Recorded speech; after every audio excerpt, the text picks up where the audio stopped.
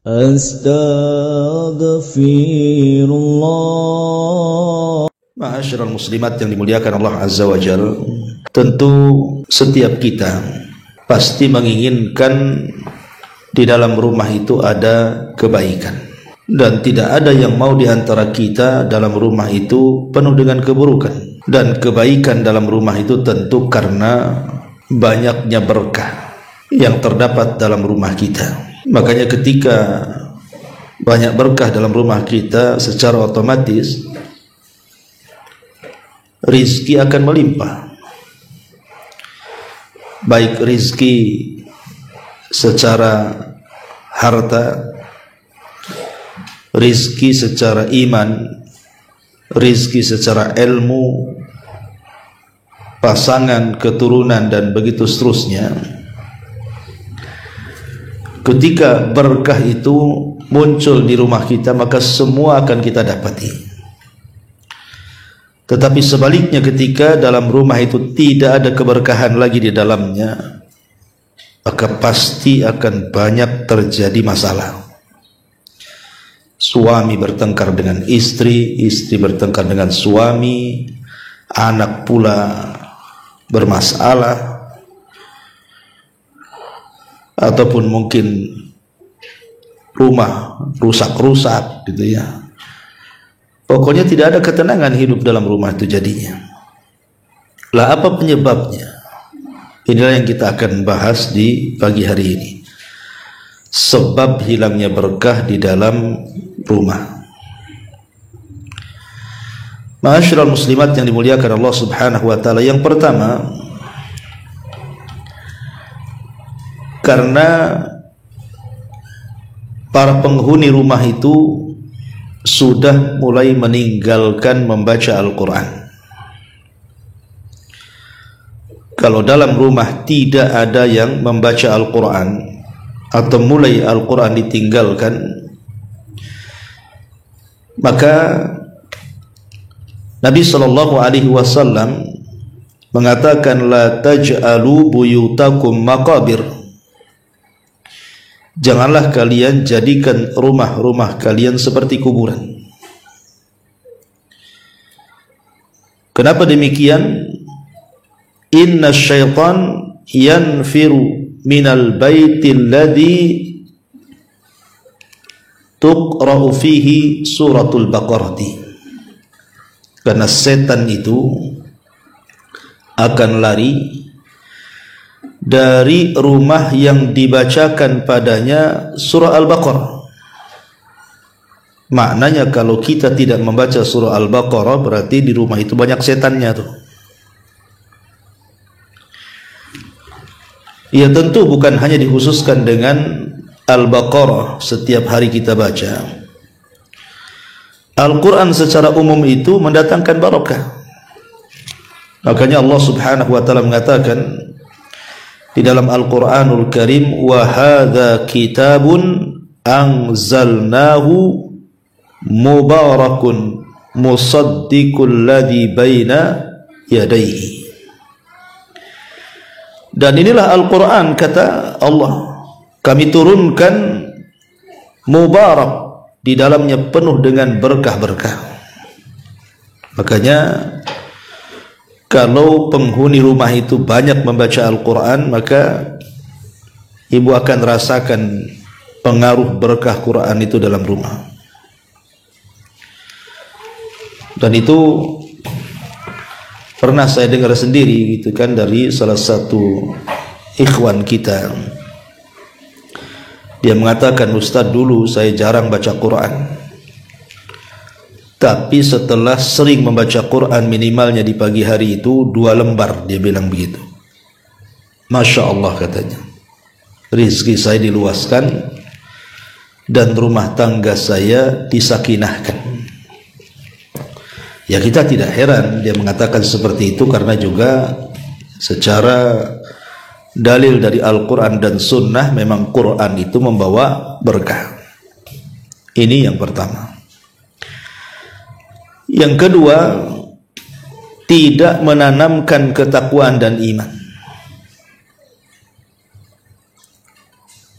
Di dalam Al-Qur'anul Karim Allah Subhanahu wa taala mengatakan, "Walau anna ahlal qura amanu wattaqau la fatahna 'alaihim barakatin minas sama'i wal ardh."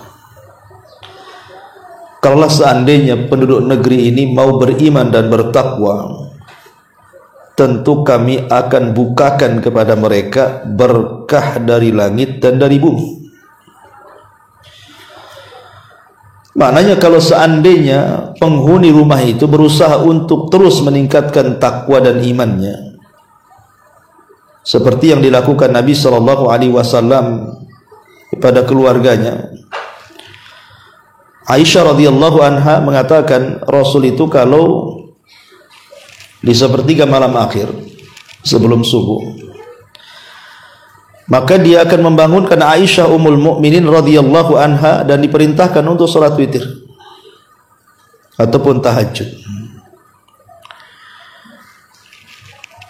Dan dari sini Nabi SAW mengatakan, rahimallahu rajulan, semoga Allah Subhanahu wa taala merahmati seseorang yang membangunkan istrinya kemudian mengajak dia salat malam. Dan begitu juga sebaliknya, rahimallahu imra'atan, semoga Allah merahmati seorang wanita yang membangunkan suaminya untuk salat malam. Artinya ketika kemudian ditanamkan takwa dan iman, terus meningkatkan ketakwaan dan iman dengan memperbanyak ibadah dalam rumah, maka itu salah satu bentuk turunnya berkah. Ini yang kedua. Yang ketiga, at-tasmiyatu, membaca basmalah. Terkadang ada di antara kita ini yang lupa membaca basmalah, atau sengaja tidak membaca basmalah, atau mungkin memang tidak tahu bahwa dalam basmalah itu ada berkahnya di situ.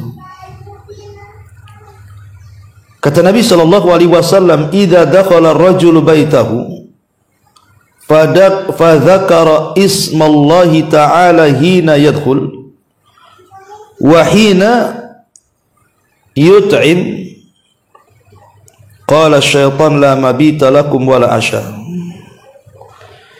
Kata Nabi SAW, apabila salah seorang di antara kalian masuk rumahnya kemudian menyebut nama Allah. Jadi ibu dari mana? Dari pasar, dari luar masuk ke dalam rumah. Ibu sebelum melangkahkan kaki ke dalam rumah, ibu ngomong bismillah dengan menyebut nama Allah.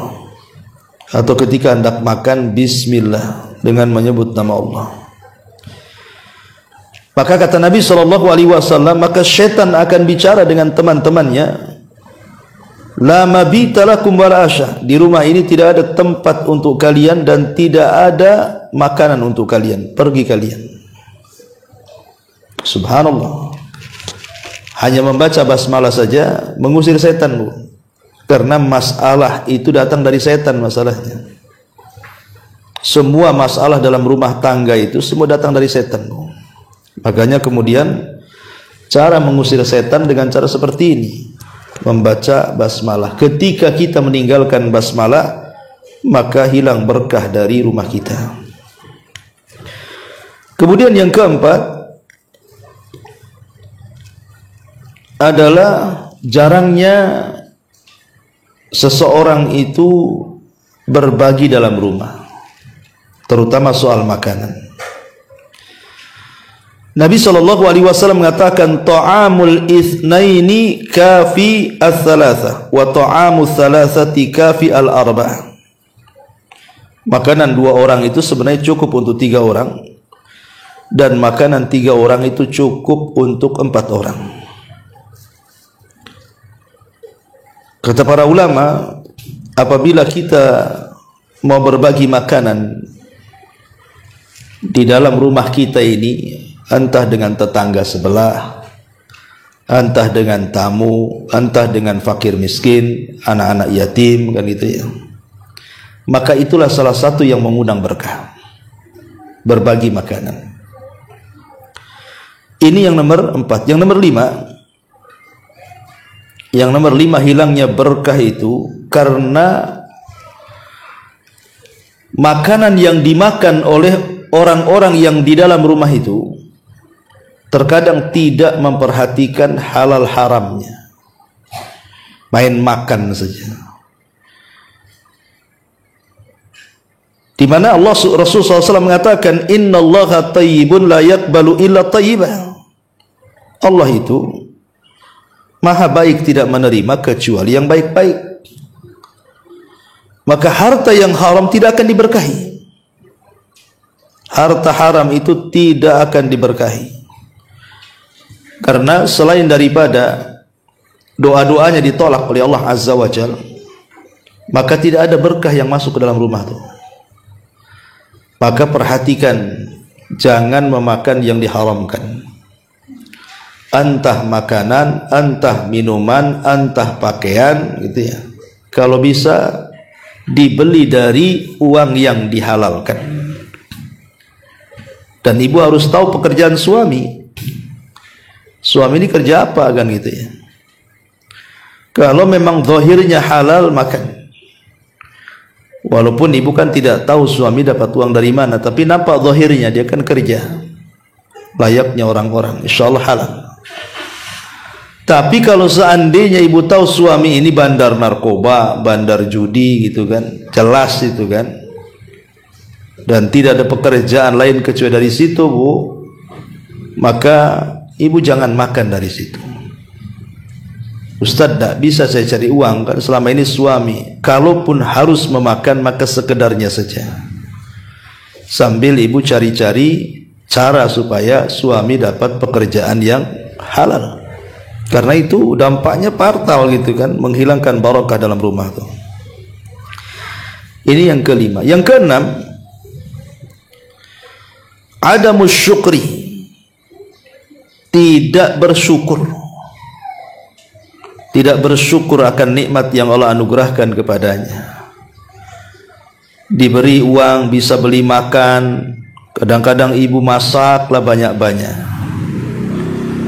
Nanti yang dimakan itu tak banyak, yang dibuang pula lebih banyak. Dikasih pun tidak.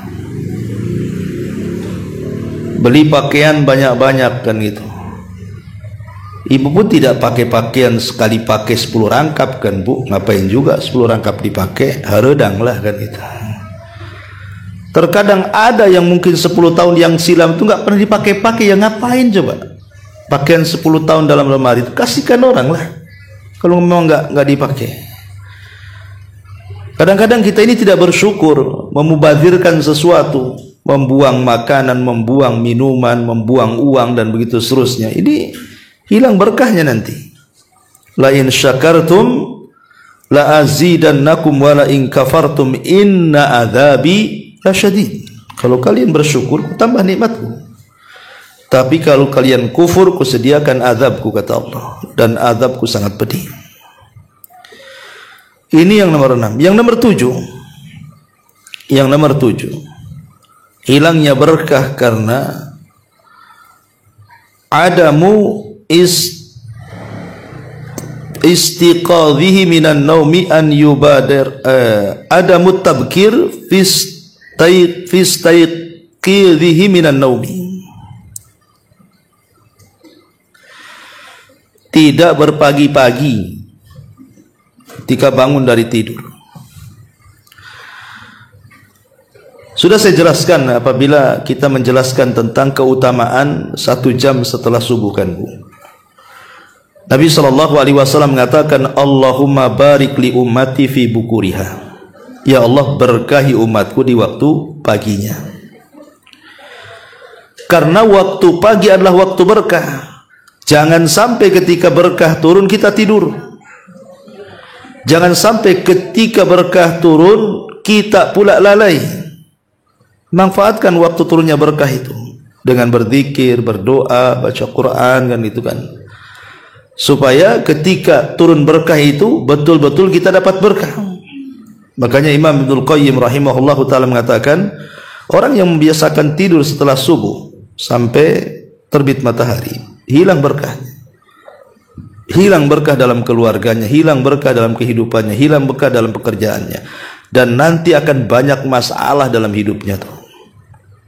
Makanya Jangan sampai kemudian kita melalaikan waktu yang jelas-jelas berkahnya itu.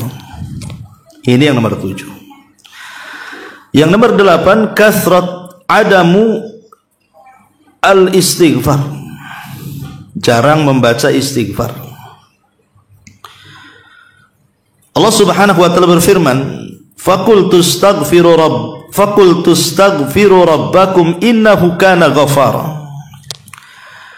Yursilis sama alaikum midrara wa yumdilkum bi amwali wa banin wa yaj'al lakum jannati wa yaj'al lakum anhar. Maka aku katakan, kata Nuh kepada kaumnya, perbanyaklah istighfar kepada Rabb kalian, sebab dengan istighfar itulah Allah akan menurunkan hujan kepada kalian, akan menambah harta kepada kalian, akan menambah keturunan kepada kalian, dan Allah akan jadikan kebun-kebun dan juga sungai-sungai. Lihat bagaimana dahsyatnya istighfar, menjadikan sebab turunnya hujan, menjadikan sebab berlimpahnya kekayaan dan keturunan, dan menjadikan sebab kesuburan. Maka kalau ingin dapat berkah dalam rumah, perbanyak istighfar. Astagfirullah, astagfirullah, astagfirullah. Nah itu Bu ya. Karena istighfar sendiri artinya adalah kita meminta kepada Allah agar aib kita itu ditutup oleh Allah. Betapa banyak orang-orang yang dibuka aibnya, yang tadinya dihormati Bu, jadi dihinakan. Yang tadinya dimuliakan jadi direndahkan. Yang tadinya orang bicara dengan kita jadi ditinggalkan. Itu kalau aib kita ketahuan tetangga kita. Oh, rupanya si Anu nampaknya saja pakai cadar ya, rupanya lebih dahsyat dosanya dibandingkan yang telanjang katanya. Jadi kan repot Bu ya. Jadi dengan memperbanyak istighfar itu Bu, aib-aib kita dalam rumah kita itu tidak akan ditampakkan oleh Allah. Jadi orang memandang kita itu tetap baik. Kemudian yang kedua, mana istighfar itu kita meminta ampun kepada Allah agar dosa-dosa yang kita lakukan di dunia tidak diadab di akhirat. Jadi istighfar itu sendiri manfaatnya besar, ya kan? Menutup aib kita dan menghapuskan dosa-dosa kita. Lebih daripada itu, dengan memperbanyak istighfar itu akhirnya apa? Allah mudahkan semuanya. Suami kerja Allah mudahkan gitu ya. Pekerjaan ibu Allah mudahkan, anak-anak sekolah Allah mudahkan. Hanya memperbanyak astagfirullah itu kan berkah Bu ya. Tapi orang yang jarang istighfar nggak akan dapat perkara-perkara seperti ini. Kemudian yang nomor 9, adamu at-tawakkul wa akhdhi bil asbab. Kurangnya tawakal. Ketika orang kurang tawakal dan kurang mengambil sebab, maka susah akan turun berkah. Ketika kemudian ibu tidak pernah bersandar kecuali kepada selain Allah, suami juga sama, bersandar kepada pekerjaannya, tidak yakin dengan Allah, ini bahaya ya. Hiduplah sesuai sebagaimana keyakinan kita bahwa rizki kita sudah diatur, usia kita sudah diatur, bahagia kita sudah diatur, celaka kita sudah diatur, semua sudah diatur. Tinggal pasrahkan aja kepada Allah Azza wa Jalla. Sebab orang yang kurang tawakal biasanya rungsek hidupnya Bu. Sakit sedikit ngeluh, gaji nggak cukup ngeluh, ada masalah ngeluh, nggak ada bahagianya tuh nanti. Ya, jadi sandarkan semua kepada Allah Azza wa Jalla, kemudian ambil sebab. Ini diantara poin yang ke-9. Poin yang ke-10, ityanul ma'asi wal muharramat. Dalam rumah banyak maksiat dan banyak hal-hal yang diharamkan dilakukan. Nabi mengatakan, innal abda la yuhramur rizqu bi dzambin yusibu. Kata Nabi SAW, seorang hamba itu akan diharamkan dari rizkinya karena dosa yang dilakukannya. Jadi kalau di dalam rumah itu banyak dosa, banyak yang melakukan dosa dan tidak ditegur, terutama kepala rumah tangganya tidak punya kecemburuan kepada keluarganya, anaknya buka aurat ya biarin saja, nggak sholat ya dibiarin saja, kena pergaulan bebas ya tenang-tenang saja. Ini bahaya kalau dalam rumah seperti ini maksiat dibiarkan gitu kan. Karena ketika dalam rumah itu dipenuhi dengan maksiat dan keharaman, cabut berkahnya nanti. Nanti banyak masalah di situ. Ini juga yang harus jadi perhatian. Kalau bisa jangan banyak maksiat di dalam rumah. Kemudian yang nomor 11, bakhil wa adamu al-infaq. Bakhil, tidak mau infak, tidak mau sedekah. Padahal setiap hari itu Bu, malaikat itu datang. Kemudian malaikat itu akan ngomong, Allahumma a'ti mumfikan khalafa wa a'ti mumsikan talafa. Ya Allah, kalau penghuni rumah ini hari ini dia berinfak, tambah rizkinya ya Allah. Ya Allah, kalau hari ini penghuni rumah itu bakhil, tidak mau berinfak, hancurkan saja hartanya ya Allah. Ini yang ngomong malaikat Bu. Setiap pagi ngomong begitu Bu. Ya. Makanya kalau bisa setiap pagi itu kita bersedekah. Gimana caranya Ustadz? Gampang. Ibu tahu celengan Bu? Tahulah, mana tak tahu celengan. Beli celengan. Jangan yang gambar ayam jago Bu, yang biasa aja, jangan bentuk patungnya, celengan biasa. Tulisi dalam celengan itu untuk anak yatim, ataupun untuk pembangunan masjid, untuk membantu dakwah umpamanya. Terserahlah mau tulis siapa. Ya. Ibu kan bisa setiap hari masukkan, gak usah banyak-banyak lah kan, receh-recehan itu habis belanja itu kan kadang-kadang banyak Bu, ada yang 1000, ada yang 500 perak gitu kan, masukkan aja tuh. Jadi setiap hari pun berinfak tuh, nanti kalau 1 bulan sudah penuh, sesuai dengan peruntukannya. Kalau untuk anak yatim kasihkan anak yatim, untuk pembangunan masjid kasihkan untuk pembangunan masjid, untuk pesantren kan itu. Jangan pula sudah penuh pakai belanja pula sama ibu. Nggak niat itu namanya ya. Jadi ini juga penting, biasakan infak karena ini bisa mendatangkan berkah dalam rumah. Ini yang nomor 11. Nomor 12, at-tahawun fi ba'dil a'mali allati tusafu bi annaha syirkun. Bermudah-mudah seseorang itu dengan amalan-amalan yang berbau syirik. Contoh umpamanya sumpah kepada selain Allah,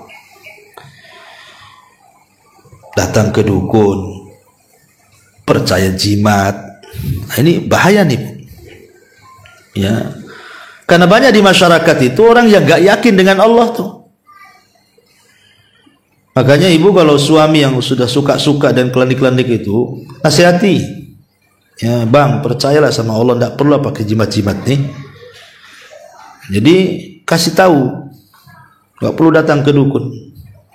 Ini bisa membahayakan, berkah dicabut dari rumah nantinya. Ini yang nomor 12. Nomor 13, at-taqa'us an ikhraji mali zakat. Seseorang tidak mau melaksanakan kewajiban hartanya berupa mengeluarkan zakat. Hartanya banyak, mungkin ratusan bahkan miliaran, mungkin sebagian orang itu punya harta, tapi tidak ingat zakat tuh. Jadi setiap tahun kan ada zakat mal yang harus dikeluarkan apabila sudah mencapai nisab dan haul. Karena dengan mengeluarkan zakat itu adalah membersihkan harta, itu mendatangkan berkah tuh. Ketika kemudian harta kita tidak dikeluarkan zakatnya, berarti ada harta kotor di situ. Itulah yang mengundang tidak berkahnya rumah kita. Ini yang ke-13. Yang nomor 14, at-tanasi fadlillahi azza wa jalla. Lupa dengan karunia dan nikmat Allah azza wa jalla. Jangan melupakan nikmat yang sudah Allah anugerahkan kepada kita. Terkadang orang dilupakan ketika sudah kaya. Dulu ibu lagi susah gitu ya kan, masihlah baik sama orang, nyapa sama orang. Kemudian setelah Allah robah kehidupannya jadi kaya, jangan lagi nyapa sama orang. Kaca mobil pun tak mau dibawahkan, dibuatnya hitam semua. Cara jalannya aja beda. Dulu waktu susah cara jalannya bentar-bentar nyapa, bentar-bentar nyapa. Udah kaya main lurus seperti tiang listrik, udah nggak belok-belok tuh kepala tuh kayak kacamata kuda. Jadi ada orang-orang yang lupa akan nikmat yang sudah Allah anugerahkan. Fa bi ni'mati rabbika fahaddits. Ingat, kalau Allah berikan nikmat, hadis, tampakkan nikmat itu, bersyukur. Jangan lupakan nikmat. Karena itu bisa menghilangkan berkah masalahnya. Kemudian juga yang nomor 15, tarku ba'dil wajibat wal faraid. Meninggalkan kewajiban-kewajiban. Tidak sholat 5 waktu, tidak puasa Ramadan, udah kaya tak mau haji, udah kaya tak ada zakat. Pokoknya nggak peduli dengan kewajiban tuh, Bu. Ini bahaya sekali. Apalagi sampai kalau meninggalkan sholat ini terputuslah hubungan kita dengan Allah. Kalau sampai terputus hubungan kita dengan Allah, aduh bahaya. Dipastikan nggak ada berkah hidupnya tuh. Karena pernah saya ceritakan kan Bu, ketika ada seorang ibu mengeluhkan akan anaknya yang dari kecil, remaja, dewasa, sampai kemudian sekarang sudah sama-sama tua antara anak dan ibu tuh, gak pernah bahagia anaknya itu. Ada aja masalah, sampai akhirnya mengalami stroke. Jadi ibu ini datanglah kepada salah satu kiai, ustadz, syekh itu, bertanya, apakah anak saya disihir orang? Kok gak pernah bahagia hidupnya dari kecil sampai sekarang dia sakit stroke tuh. Tapi pertanyaan syekh ini berbalik tanya, sholat gak anakmu? Dia mengatakan enggak. Dari kecil enggak, katanya. Enggak pernah sholat. Itulah yang menjadikan anakmu tak bahagia, katanya. Anakmu tidak terkena sihir dan tidak disihir. Anakmu tidak bahagia itu karena anakmu tidak sholat. Kemudian saya ini mengatakan, Bu, tahu enggak apa itu sholat? Sholat itu hubungan kita dengan Allah. Ketika kita masih sholat berarti tali itu masih terhubung dengan Allah. Ketika kemudian kita meninggalkan sholat berarti putuslah tali itu dengan Allah. Ketika putus tali dengan Allah, mungkin Allah menolong kita. Talinya aja udah putus. Ya. Coba bayangkan, orang yang meninggalkan sholat tubuh, pertama bangun saja sudah dilaknat. Dia bangun subuh, meninggalkan sholat subuh, dilaknat. Kemudian duhur, nggak melaksanakan duhur, dilaknat. Kemudian sore nggak melaksanakan asar, dilaknat. Kemudian menjelang malam tidak melaksanakan maghrib, dilaknat. Kemudian sebelum tidur nggak melaksanakan isya, dilaknat. Bayangkan dari mulai bangun sampai tidur hidupnya dilaknat. Cemana orang kayak gini dapat kebahagiaan, katanya. Maka selamanya orang yang meninggalkan kewajiban itu tidak akan diberkahi. Maka jangan tinggalkan kewajiban. Kemudian yang nomor 16, birrul walidain. Berbuat baik kepada kedua orang tua dan juga menyambung hubungan dengan kerabat. Karena Nabi SAW mengatakan, man sarrahu an yubsatalahu fi rizkihi wa yunsa'alahu fi atharihi falyasir rahimahu. Siapa yang hendak diperbanyak rizkinya, dipanjangkan umurnya, hubungkan silaturahim. Dan itu menunjukkan berkah. Ya, menunjukkan berkah ketika rizki kita diperbanyak, usia kita dipanjangkan, kan berkah. Ya. Ini yang nomor 16. Yang nomor 17, ad-du'a binailil barakati. Teruslah berdoa. Banyak-banyak berdoa, terutama di waktu-waktu mustajab. Ya Allah, berkahilah hidup saya, suami saya, anak-anak saya, harta saya. Terus begitu berdoa, minta berkah. Karena doa itu silahul mukmin, senjatanya orang yang beriman. Kemudian yang nomor 18, biasakan mengucapkan salam Bu kalau masuk rumah tuh. Ustaz di rumah nggak ada siapa-siapa, apa perlu mengucapkan salam? Perlu. Ibu dari pasar masuk rumah, tahu di rumah kosong nggak ada apa-apa, nggak apa-apa. Assalamualaikum, itu ya. Nggak ada yang jawab Ustaz, nggak apa-apa. Kalau ada yang jawab masalah nanti. Ya. Ada malaikat, malaikat kan ada di rumah kita. Mereka yang jawab. Karena assalamualaikum itu kata Nabi SAW dalam hadis yang sahih, dia mengatakan kepada Anas bin Malik, ya bunai, idza dakhalta ala ahlika fasallim yakun salamuka barakah alaika wa ala ahli baitik. Hei anakku, kata Rasul kepada Anas, kalau kau masuk rumah salam ya, karena salammu adalah berkah bagimu dan bagi keluargamu. Lihat bagaimana salam ini mau berkah. Kemudian yang ke-19, husnul khuluq wal birru ma'an nas. Jadi hilangnya berkah adalah adamu husnul khuluqi, tidak baik akhlaknya dan tidak banyak berbuat baik kepada manusia. Karena orang yang tidak baik akhlaknya Bu, pasti tidak disukai orang Bu. Pokoknya ibu suka mencaci, memaki, melaknat itu kan, suka nyakiti orang. Pasti orang yang disakiti itu pasti akan mendoakan keburukan kepada ibu kan. Mati aja lah ibu itu. Kenapa? Aduh, sakit aku katanya. Kenapa sakit? Tah omongannya itu katanya. Aku digigit tawon aja masih tahan katanya. Itu omongan dia, seminggu nggak sembuh-sembuh katanya. Repot Bu kan. Dilaknat akhirnya sama orang kan. Didoa-doakan mati, didoakan hancur. Semana hidupnya mau berkah coba. Tapi kalau akhlaknya baik Bu, Masya Allah, jangankan hidup, mati aja dipuji-puji orang. Sayang ya, itu orang baik loh. Kenapa? Apa memang orang baik memang cepat mati ya? Nggak ada gitu Ibu ya. Ya. Kenapa nggak tetangga sebelah aja tuh yang mati itu? Kenapa? Wah itu pantas untuk mati. Tapi kok tak mati-mati pula katanya. Subhanallah kan. Ya jadi ini penting Bu. Akhlak yang baik itu membawa berkah. Kemudian juga yang nomor 20, adamu husni tadbiril waqti wa tanzimi mimma yuaddi ilal barakati fi. Tidak menata waktu. Ibu hidupnya serabutan bahasanya. Kalau ibu bisa menata waktu, ibu, saya harus bangun nih 2:30 saya harus bangun, pasang alarm, bangun. Kemudian nanti selepas subuh saya nggak akan tidur, baca Quran. Nanti jam sekian nanti saya harus sholat duha. Nah, gitu maksudnya menata waktu. Ini kalau orang menata waktu Bu, berkah hidupnya. Tapi kalau orang serabutan hidupnya, ya waktu itu ya datang pergi ya, seolah-olah nggak ada faedah bagi dia. Pada Allah Subhanahu wa Ta'ala banyak bersumpah dengan waktu dalam Quran itu.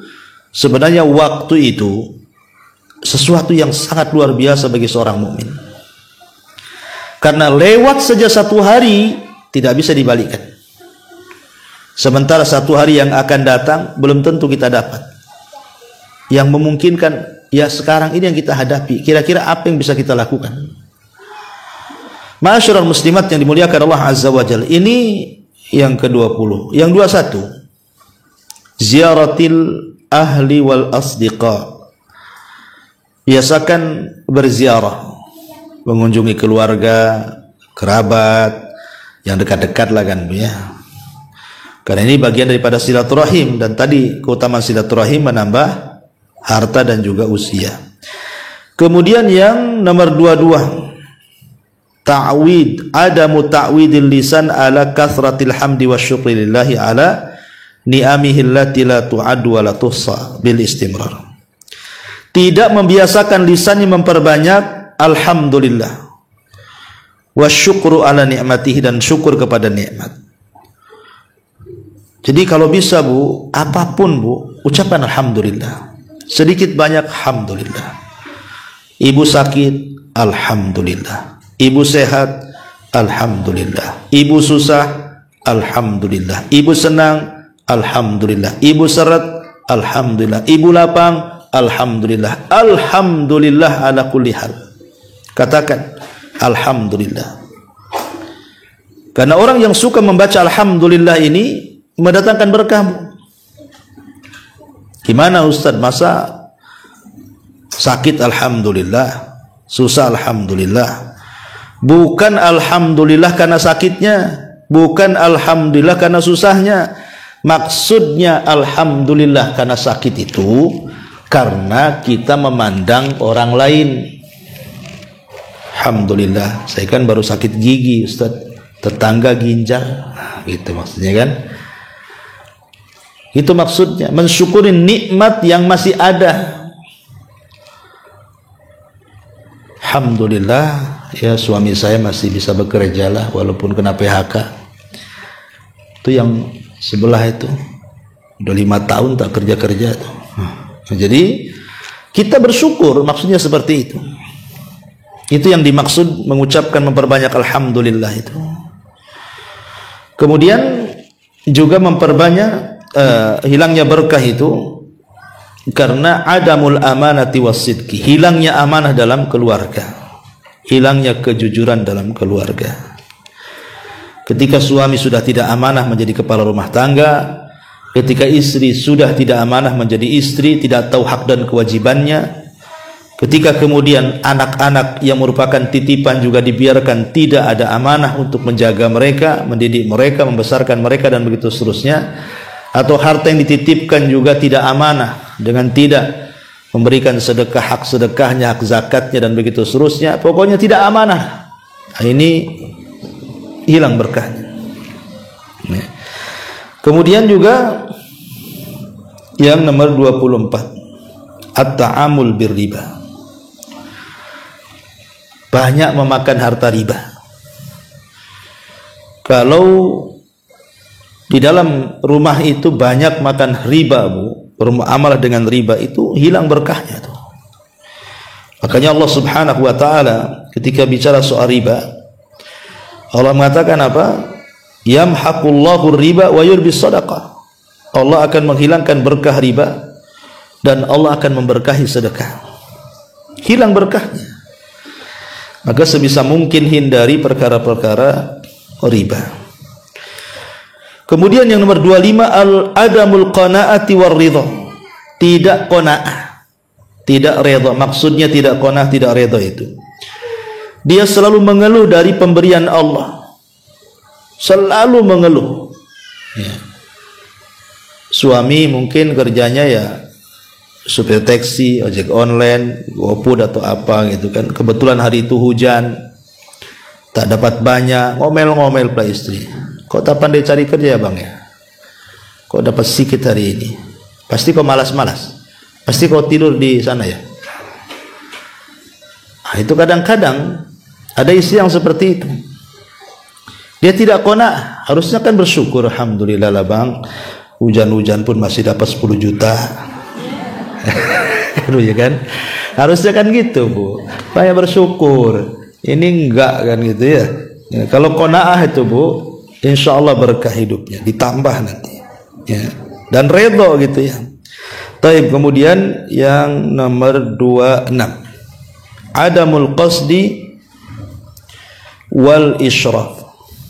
Tidak hidup sederhana dan berlebih-lebihan. Ya. Ada orang itu, Bu, hidupnya berlebih-lebihan. Kadang-kadang tidak sesuai dengan pendapatan. Makanya kenapa Umar bin Khattab radhiyallahu anhu pernah menegur Jabir bin Abdullah. Jadi Jabir ini ke pasar beli daging. Lewat sama Umar. Kata Umar, kau dari mana Jabir? Dari pasar wahai Amirul Mukminin. Ngapain? Beli daging. Kata Umar, apakah setiap yang kau inginkan kau beli? Apakah setiap yang kau inginkan kau harus beli? Katanya. Jangan seperti itu. Ya. Lah ini ucapan Umar bin Khattab, apakah setiap yang kau inginkan kau beli? Ini sindiran. Harusnya ucapan Umar ini bukan kepada Jabir, tapi ke ibu-ibu harusnya. Harusnya Umar tuh ngomong begini itu ya ke ibu-ibu hari ini nih. Apa setiap ibu menginginkan sesuatu terus beli? Gitu maksudnya ya. Karena begitu ibu-ibu tuh. Apalagi dengan dunia medsos sekarang kan, Bu. Ibu itu lebih suka bertetangga dengan Tokopedia, dengan marketplace, daripada tetangga sebelah kan, Bu. Karena itulah hari-hari di situ. Browsing itu aja tuh kerjanya. Akhirnya setiap yang dikehendaki mulai berpikir tuh. Harga cocok nggak nih? Bahan dah cocok. Mulai dia pikir, nguras otak gitu kan, ngumpulin duit. Tidak semua yang kita inginkan harus dibeli, Bu. Betapa banyak sesuatu yang kita inginkan kemudian kita beli, nyesal pula belakangan. Dan pernah saya alami, Bu, dulu gitu ya. Kadang-kadang dulu waktu saya masih muda, sekarang muda juga. Maksudnya dulu waktu suka dengan sepeda motor tuh, Bu. Saya udah ada sepeda motor dulu, suka pakai sepeda motor laki-laki itu GL Pro tuh. Tahu ada motor baru ya, GL Max tuh nggak salah itu. Pada susah lah cari duit itu. Akhirnya terpaksa saya jual tukar tambah. Rupanya masih enak GL Pro, nyesel tuh. Ya. Nyeselnya luar biasa waktu itu. Kenapa? Untuk apa saya beli ini? Saya pernah rasakan dulu kayak gitu kan. Jadi betul lah kata Umar bin Khattab itu. Apa setiap yang kau inginkan kau harus beli? Ya nggak harus beli kan. Lihat kebutuhannya mendesak atau tidak kan itu. Ini makanya sekarang hidup di zaman sekarang ini luar biasa. Ya.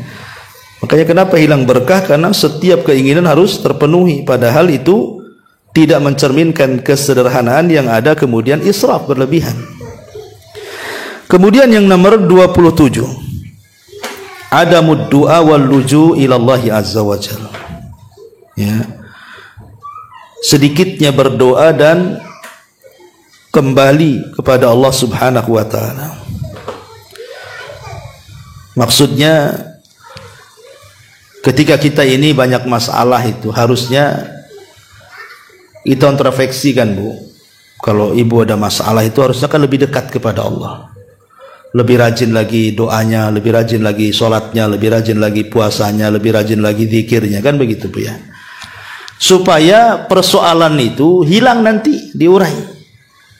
Yang ada enggak, kalau ada masalah itu tidur aja ibu. Atau jalan kemana gitu kan. Salah, kalau ada masalah harusnya perbanyak ibadah. Makanya Nabi SAW satu hari keluar, entah siapa yang melangkahkan kaki Nabi tiba-tiba menuju ke masjid. Di luar jam sholat di waktu duha, nggak ada orang di masjid. Tiba-tiba dalam masjid itu ada seorang sahabat namanya Abu Umamah sedang berdoa dengan khusyunya di hadapan Allah Subhanahu wa taala. Maka Rasul bertanya, Abu Umamah, ini kan bukan waktu sholat, ngapain kau di masjid? Kata Ummah, humumun lazimatni wa duyunun ya Rasulullah. Stres wahai Rasul, banyak utang wahai Rasul. Tapi lihat bagaimana Abu Umamah. Dia tahu dia sedang stres, dia tahu dia banyak utang. Dia nggak kemana-mana, dia tahu yang bisa menyelesaikan Allah, makanya dia ke masjid. Dia berdoa di situ.